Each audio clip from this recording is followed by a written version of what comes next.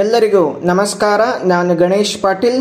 ಸ್ನೇಹಿತರೆ, ಈ ವಿಡಿಯೋದಲ್ಲಿ ನಾವು ಅಡ್ವೊಕೇಟ್ಸ್ ಅಂದ್ರೆ ನ್ಯಾಯವಾದಿಗಳ ಕರ್ತವ್ಯಗಳು ಏನು ಅನ್ನೋದನ್ನ ಡಿಸ್ಕಸ್ ಮಾಡೋಣ. ನ್ಯಾಯವಾದಿಗಳು ಕೋರ್ಟ್ನೊಂದಿಗೆ, ಕ್ಲೈಂಟ್ಸ್ ಗಳ ಜೊತೆಗೆ, ಅಪೋನೆಂಟ್ ಲಾಯರ್ಸ್ ಗಳ ಜೊತೆಗೆ ಮತ್ತು ಉಳಿದ ಅಡ್ವೊಕೇಟ್ಸ್ ಗಳ ಜೊತೆಗೆ ಇತ್ಯಾದಿ ಒಂದು ಕರ್ತವ್ಯಗಳನ್ನ ಹೊಂದಿದ್ದಾರೆ. ಸ್ಪೆಸಿಫಿಕ್ ಆಗಿ ಈ ವಿಡಿಯೋದಲ್ಲಿ ಅಡ್ವೊಕೇಟ್ಸ್ ಗಳು ಕೋರ್ಟ್ನೊಂದಿಗೆ, ಕೋರ್ಟ್ನ ಜೊತೆ ಅವರು ಹೊಂದಿರುವಂತಹ ಕರ್ತವ್ಯಗಳು ಯಾವುದು ಅನ್ನೋದನ್ನ ಇಲ್ಲಿ ಡಿಸ್ಕಸ್ ಮಾಡೋಣ. ಅಡ್ವೊಕೇಟ್ ಅಂತಂದ್ರೆ ಕೋರ್ಟ್ನ ಆಫೀಸರ್ ಇರೋ ರೀತಿ. ಅಡ್ವೊಕೇಟ್ ಅಂದ್ರೆ ಕೋರ್ಟ್ನ ಆಫೀಸರ್ ಆಗಿರ್ತಾರೆ. ಇವರು ಅಡ್ಮಿನಿಸ್ಟ್ರೇಷನ್ ಆಫ್ ಜಸ್ಟಿಸ್ ನಲ್ಲಿ ಭಾಗವಹಿಸ್ತಾರೆ. ಇವರು ಕೋರ್ಟ್ ನಲ್ಲಿ ನಡೆಯುವಂತಹ ಕೇಸಸ್ಗಳಿಗೆ ಸಂಬಂಧಪಟ್ಟಂತ ಅನೇಕ ಒಂದು ಮಟೀರಿಯಲ್ ಅಂದ್ರೆ ಅಂಶಗಳನ್ನ ಕಲೆಕ್ಟ್ ಮಾಡ್ತಾರೆ. ಕೋರ್ಟ್ ಕರೆಕ್ಟ್ ಜಡ್ಜ್ಮೆಂಟ್ ಕೊಡುವಲ್ಲಿ ಇವರು ಕೋರ್ಟ್ಗೆ ಅಸಿಸ್ಟ್ ಮಾಡ್ತಾರೆ. ಇಂತಹ ಒಂದು ಪ್ರಮುಖ ಪಾತ್ರವನ್ನ ಅಡ್ವೊಕೇಟ್ಗಳು ವಹಿಸಿರ್ತಾರೆ.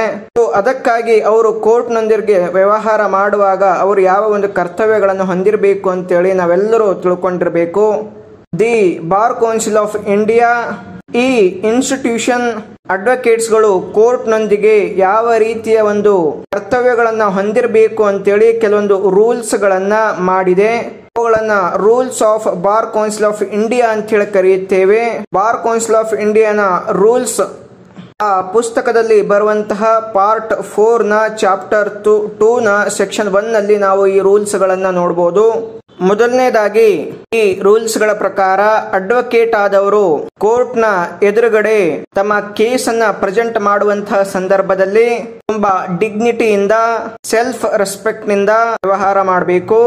ಒಬ್ಬ ಅಡ್ವೊಕೇಟ್ ಒಂದು ಪ್ರಾಪರ್ ಗ್ರೌಂಡ್ ನ ಆಧಾರದ ಮೇಲೆ ಒಂದು ಸೀರಿಯಸ್ ಕಂಪ್ಲೇಂಟ್ ಅನ್ನ ಹೊಂದಿದ್ರೆ ತನ್ನ ಗ್ರೀವಿಯನ್ಸ್ ಅನ್ನ ಪ್ರಾಪರ್ ಅಥಾರಿಟೀಸ್ ಎದುರುಗಡೆ, ಜುಡಿಷಿಯಲ್ ಆಫೀಸರ್ ನ ಎದುರುಗಡೆ ಸಬ್ಮಿಟ್ ಮಾಡಬೇಕು. ಇದನ್ನ ನಾವು ರೂಲ್ 1 ನಲ್ಲಿ ನೋಡ್ತೇವೆ. ಎರಡನೇದಾಗಿ ಅಡ್ವೊಕೇಟ್ ಕೋರ್ಟ್ ಗಳ ಬಗ್ಗೆ ಒಂದು ರೆಸ್ಪೆಕ್ಟ್ಫುಲ್ ಅಟ್ಯೂಡ್ ಅನ್ನ ಮೇಂಟೈನ್ ಮಾಡಬೇಕು. ಜುಡಿಷಿಯಲ್ ಆಫೀಸರ್ ಜೊತೆಗೆ ಡಿಗ್ನಿಟಿಯಿಂದ ನಡ್ಕೊಳ್ಬೇಕು. ಇದನ್ನ ರೂಲ್ 2 ರಲ್ಲಿ ನೋಡ್ತೇವೆ. ಮೂರನೇದಾಗಿ ಅಡ್ವೊಕೇಟ್ಗಳು ಇಲ್ಲೀಗಲ್ ಅಥವಾ ಇಂಪ್ರಾಪರ್ ಮೀನ್ಸ್ ನ ಮುಖಾಂತರ ಕೋರ್ಟ್ಗೆ ಇನ್ಫ್ಲೂಯೆನ್ಸ್ ಮಾಡಿ ತನ್ನ ಪರವಾಗಿ ಡಿಸಿಷನ್ ಬರುವಂತೆ ಮಾಡಬಾರದು. ಮತ್ತು ಯಾವುದಾದರೂ ಪೆಂಡಿಂಗ್ ಕೇಸ್ ಇದ್ದಾಗ ಜಡ್ಜ್ಗಳ ಜೊತೆ ಒಂದು ಪ್ರೈವೇಟ್ ಕಮ್ಯುನಿಕೇಶನ್ ಅನ್ನ ಮಾಡಬಾರದು. ಅದನ್ನ ರೂಲ್ 3 ನಲ್ಲಿ ನಿಷೇಧ ಮಾಡಲಾಗಿದೆ.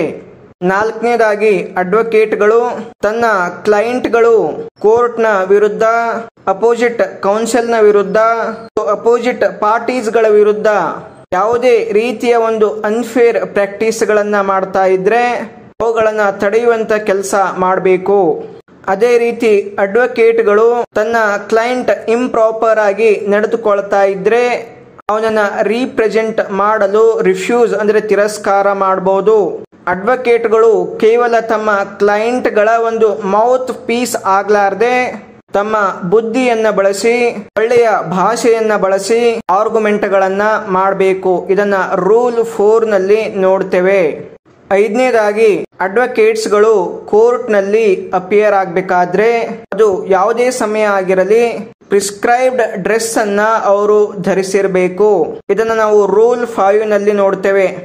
ಆರನೇದಾಗಿ ದಿ ಅಡ್ವೊಕೇಟ್ಸ್ ಆಕ್ಟ್ 1961 ನಲ್ಲಿ ಬರುವ ಸೆಕ್ಷನ್ 30 ಪ್ರಕಾರ ಯಾವುದೇ ಅಡ್ವೊಕೇಟ್ ಕೋರ್ಟ್ ನ ಎದುರುಗಡೆ, ಟ್ರಿಬ್ಯುನಲ್ ನ ಎದುರುಗಡೆ ಅಥವಾ ಯಾವುದೇ ಅಥಾರಿಟಿಯ ಎದುರುಗಡೆ ತನ್ನ ಕ್ಲೈಂಟ್ ನ ಪರವಾಗಿ ಅಪಿಯರ್ ಆಗಬಹುದು, ಆಕ್ಟ್ ಮಾಡಬಹುದು, ಪ್ಲೀಡ್ ಮಾಡಬಹುದು, ಪ್ರಾಕ್ಟೀಸ್ ಮಾಡಬಹುದು.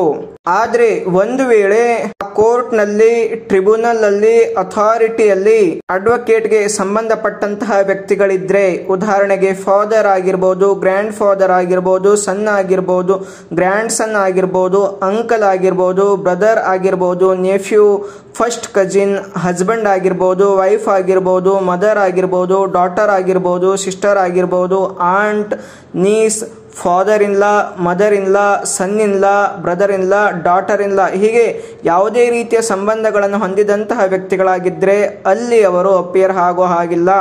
ಸೊ ಇದನ್ನ ನಾವು ರೂಲ್ 6 ನಲ್ಲಿ ನೋಡ್ತೇವೆ. 7ನೇದಾಗಿ ಕೆಲವು ಸೆರೆಮೋನಿಯಲ್ ಅಕೇಶನ್ಸ್ ಗಳನ್ನ ಬಿಟ್ರೆ ಅಡ್ವೊಕೇಟ್ಸ್ ಗಳು ಪಬ್ಲಿಕ್ ಪ್ಲೇಸಸ್ ಗಳಲ್ಲಿ ಆ ಬ್ಯಾಂಡ್ಸ್ ಗಳನ್ನ ಗೌನ್ ಗಳನ್ನ ಧರಿಸೋ ಹಾಗಿಲ್ಲ. ಇದನ್ನ ನಾವು ರೂಲ್ 7 ನಲ್ಲಿ ನೋಡ್ತೇವೆ.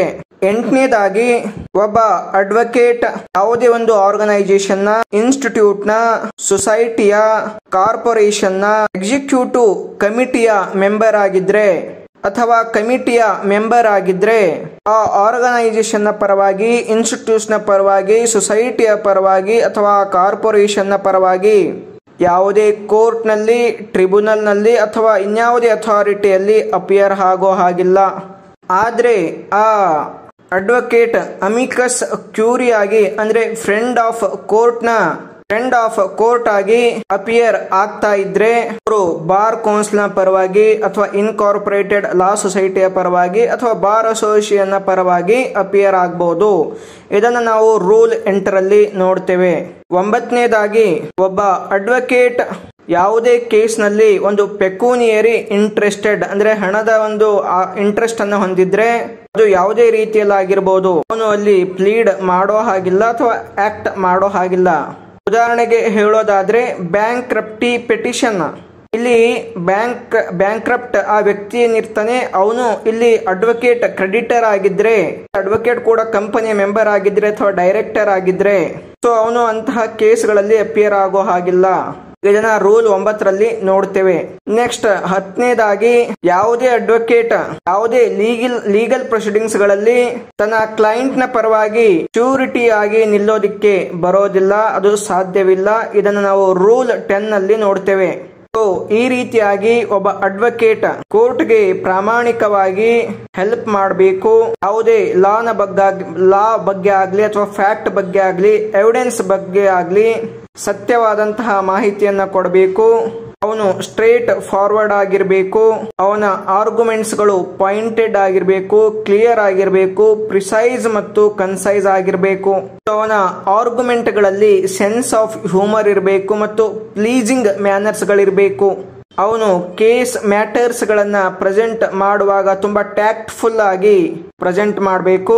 ಅವನು ನೋವಿಂಗ್ಲಿ ಓವರ್ ರೂಲ್ಡ್ ಡಿಸಿಷನ್ಸ್ ಗಳನ್ನ ಬಳಸ್ಕೊಂಡು ಅಥವಾ ರೀಪಿಯಲ್ಡ್ ಸ್ಟ್ಯಾಟ್ಯೂಟ್ಸ್ ಗಳನ್ನ ಬಳಸ್ಕೊಂಡು ಕೋರ್ಟ್ಗೆ ಮಿಸ್ಲೀಡ್ ಮಾಡಬಾರ್ದು. ಅವನು ಕೋರ್ಟ್ ನ ಒಂದು ಡೆಕೋರಮ್ ಅನ್ನ, ಡಿಗ್ನಿಟಿಯನ್ನ ಎತ್ತಿ ಹಿಡಿಬೇಕು. ಯಾವುದೇ ರೀತಿಯಲ್ಲಿ ಕೋರ್ಟ್ಗೆ ಅವಮಾನ ಆಗೋ ರೀತಿಯಲ್ಲಿ ನಡ್ಕೊಳ್ಬಾರ್ದು. ಈ ಎಲ್ಲ ಕರ್ತವ್ಯಗಳನ್ನ ಒಬ್ಬ ಅಡ್ವೊಕೇಟ್ ಪಾಲಿಸಬೇಕಾಗುತ್ತೆ. ಸ್ನೇಹಿತರೆ, ನೆಕ್ಸ್ಟ್ ಒಂದು ವಿಡಿಯೋದಲ್ಲಿ ಕ್ಲೈಂಟ್ ಗಳ ಜೊತೆಗೆ ಯಾವ ಒಂದು ಡ್ಯೂಟಿಗಳನ್ನ ಅಡ್ವೊಕೇಟ್ ನಿಭಾಯಿಸಬೇಕಾಗುತ್ತೆ ಅನ್ನೋದನ್ನ ನೋಡೋಣ. ಎಲ್ಲರಿಗೂ ನಮಸ್ಕಾರ.